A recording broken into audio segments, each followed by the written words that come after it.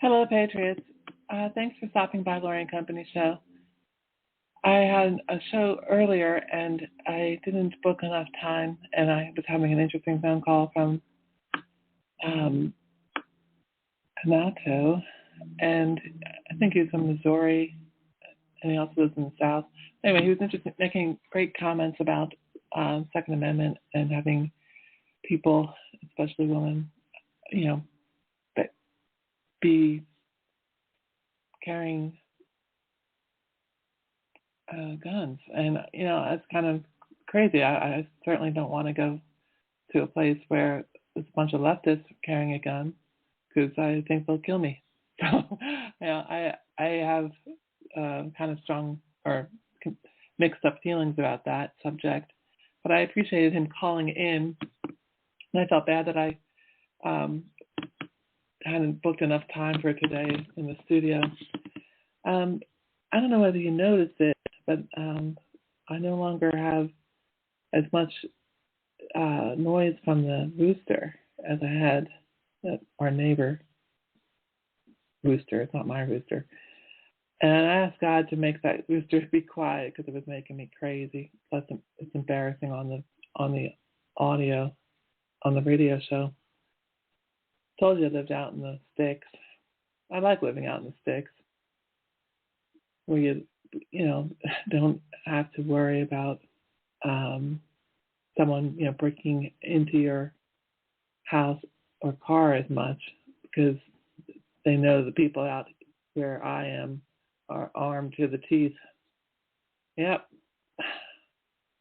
I don't say that lightly. I'm saying that these are people who, have weapons because they've got coyote problems. They've got other issues that they're dealing with, including like my neighbor who shot a humongous rattlesnake.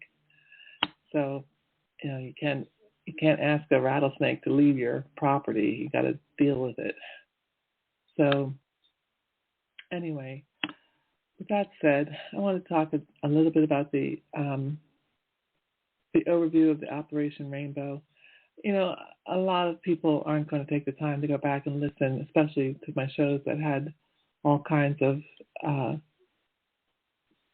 technical issues. I was taking flack, I think, because they wanted to, I think the shadow government wanted to break my will and make me give up and just forget about it and go back to my life.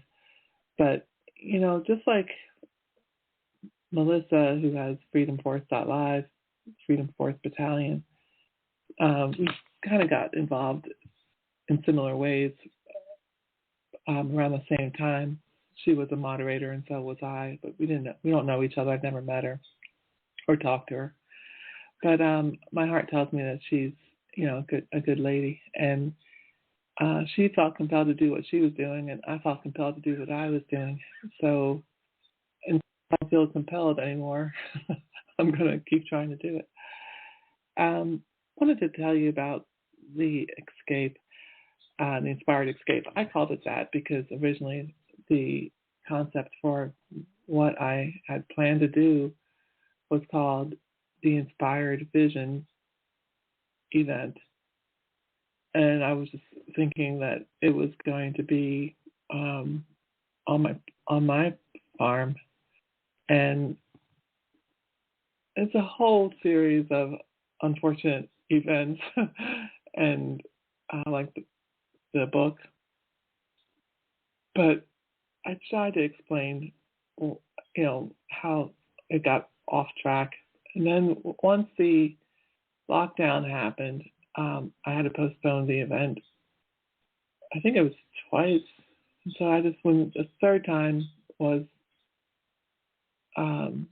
originally going to be in the summer, and then it got moved because of losing my venue that was set up to have it September 11th, 2021. And I didn't want to postpone again, like of the question of pride, I guess, but I didn't want to be humiliated again and have to postpone yet again. And also because I felt very compelled, because my brother at that point was very ill. And I'll be frank, I was expecting and waiting on and hoping for and praying for a miracle from my brother, my big brother, who was such a great guy. And I miss him so much, but I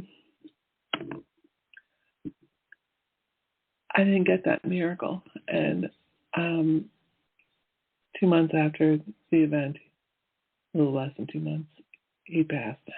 So I really felt September 11th was a day that kind of changed our country, because what they say happened on 9/11 was not the way things went down completely, or the way it occurred, and who was behind it and why they did it, and what was done by the media to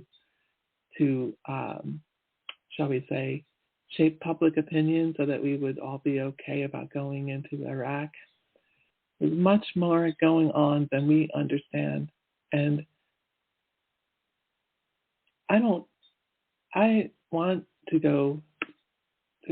get to a point where we're just, having good times and living our lives. But over and over again, this cabal keeps showing just how wicked they are. And one of the things that was wicked that they did was the jab rollout.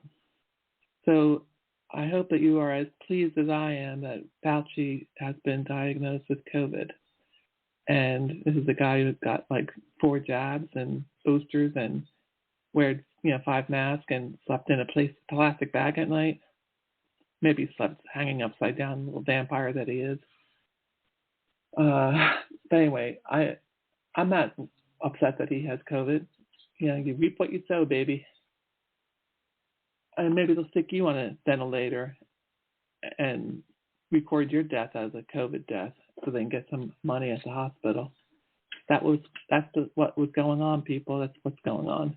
So don't be thinking that everything's fine and dandy.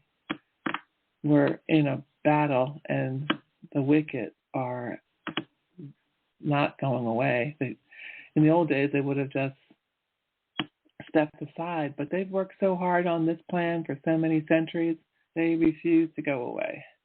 They won't just step aside. They are putting up a big fight. And in case you haven't figured it out yet, we did win World War II, but the Nazis didn't just suddenly evaporate. They all didn't go to prison. They all didn't, say, "Oh, I'm so sorry I was a Nazi and did these things." They just regrouped and they met up with people that, were in agreement with them.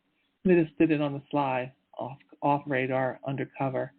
And the royals in many countries, I don't mean just the British royals, I mean other royal families, they were also part of it. What comes down to is power and money is a hard thing to give up.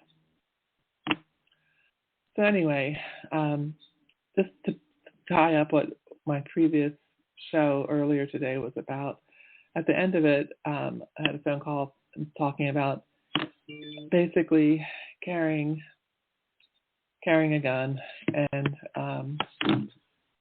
that you end up having people behave properly when they don't know who's armed and who's not. And for example, because of all the threats that Sean Hannity gets, he has a concealed carry permit. But then because he has a concealed carry permit, maybe it makes him more of a target because some scumbag could wrestle him to get his gun. So I don't know what the answer is. I just think we have to make better humans. Do that. Anytime they call you racist or whatever because you believe in freedom and you actually believe in equality and you actually believe in judging people by the content of their character, when those people attack you, to say, devil, get away from me in the name of Jesus Christ, it's the only thing that will back them down. They're really not mad at us. They're mad at God. They hate God, not us. Anybody? Right, that was an excerpt from Frank's speech. I think it might be Pastor Burns, but I'm not certain. The pastors are speaking up more, and the priests and the rabbis, but you have to look at it from their point of view. They don't want to alienate anyone, especially as a pastor, to stand up and say, if you vote for a Democrat, you're voting for people who, take money from Planned Parenthood, which is from aborted babies that are sold on the black market. And, Republicans also probably get that money that way too. But what they do is so evil, this cabal. They bundle the money so that you think you're getting money from some, group that is, totally fine, but you go digging down into the other contributions that are in it. It ties back to, like companies that you don't want anything to do with, like Planned Parenthood. And Planned Parenthood pretends that they are healthcare providers. Right now, anybody who's poor or doesn't have insurance, you can get healthcare, and it's not like birth control is, outrageous or something. I mean, or a condom for that matter. The Planned Parenthood centers, they're not giving health care. They're giving abortions and they're giving contraceptives. Most of them don't have even a test for like mammogram machines. They spend their money on giving it to the Democrat Party. They don't. It's not a clinic and a free health care. Okay, there are people that work there have come out, whistleblowers, and have explained what goes down there, and it's pretty wicked, people. And it's I do not advocate violence against any abortion clinic, but it would not be surprising to me if these wicked people pay people to bomb or burn the abortion clinics so that it can be blamed on right-wing extremist Christians. Okay, Christians don't go and do that kind of stuff, but they get blamed for it, and that's how the Nazis operated during World War II. They would do stuff and then blame it on other groups to demonize those other groups. They're very, very demented, and that's because they are, I believe, possessed by demonic spirits, detached spirits that came up from hell or whatever, wherever they came from. And so they don't have any problem with wrecking people's lives and framing them and lying about them and doing terrible things because I guess their incentive is that they get money and they, I don't know, maybe they're told they get to live longer or something. I don't know. But if you want to know more about what this wicked shadow government cabal is about, this guy named Ronald Bernard, who's a Dutch guy who was in banking. His videos are on YouTube.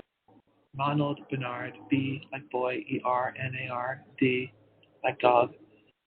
And he was in it, and he was, just all fine with like the orgies and the parties and all that stuff and the money.